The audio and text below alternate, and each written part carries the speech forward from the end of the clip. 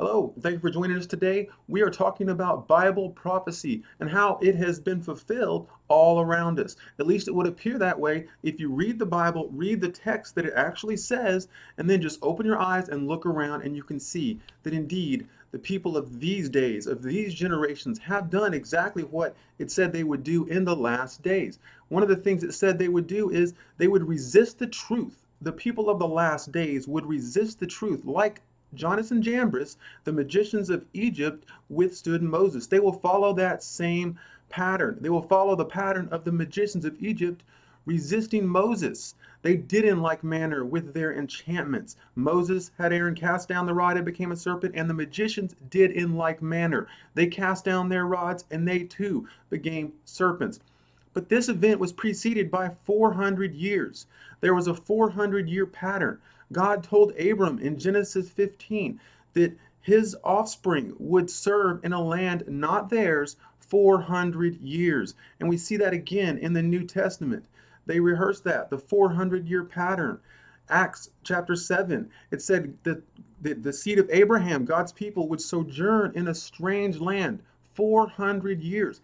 After that, they come forth and shall serve him in this place being Israel. Now, this pattern again appears in the end times. This pattern is the same pattern. It said it would be like that in the end times. And we can see that all around us, even the 400-year pattern. So let's look 400 years, 400 years, 1492, Columbus.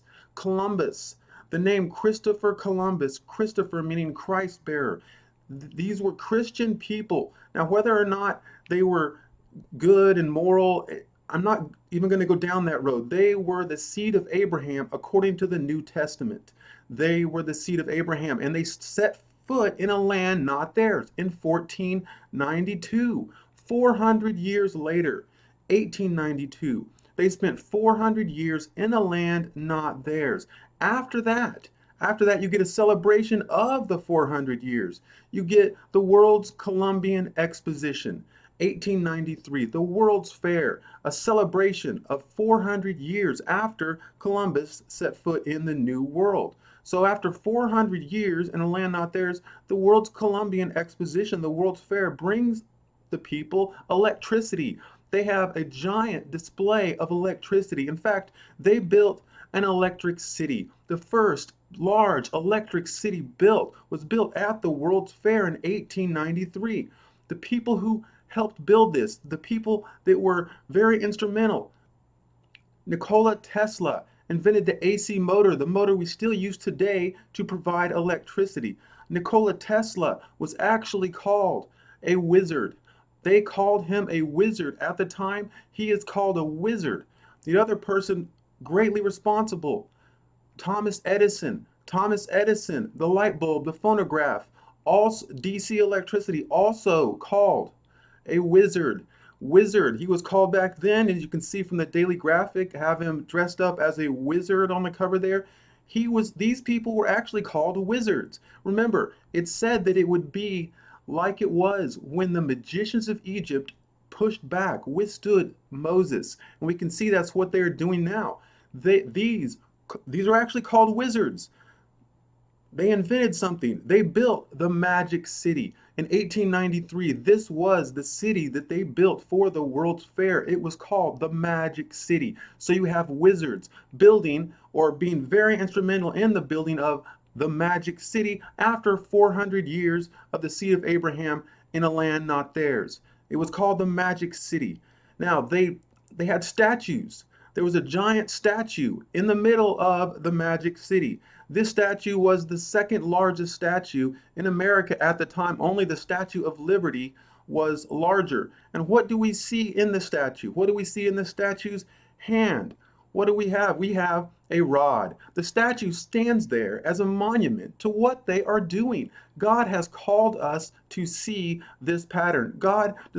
We are not the children of darkness. We are the children of light.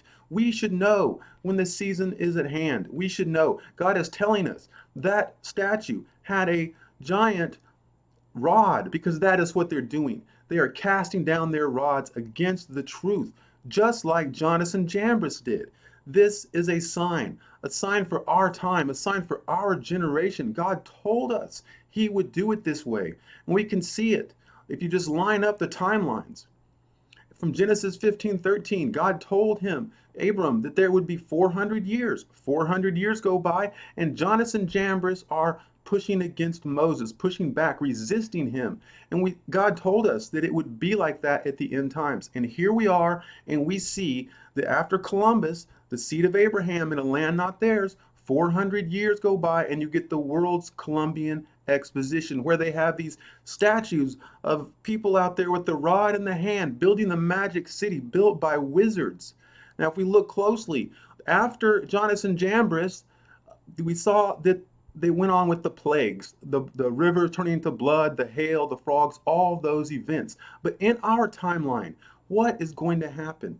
What is ahead is the tribulation, which has a lot of the same things. The water turning to blood, hail, frogs, all these things are in the tribulation and they're in the plagues. This is the same pattern. God has told us that it would be like this, and we should know what's coming. God has told us that after 400 years, that there would be that the people would push back against the truth, not against Moses, against the truth. And they have electricity, and electricity has become the foundation of the world. Electricity has become their vine, that they are the branches, and electricity is their light, and it is the cornerstone of their kingdom. It is the last days, and these are patterns set in history by God, set in his word all those years ago.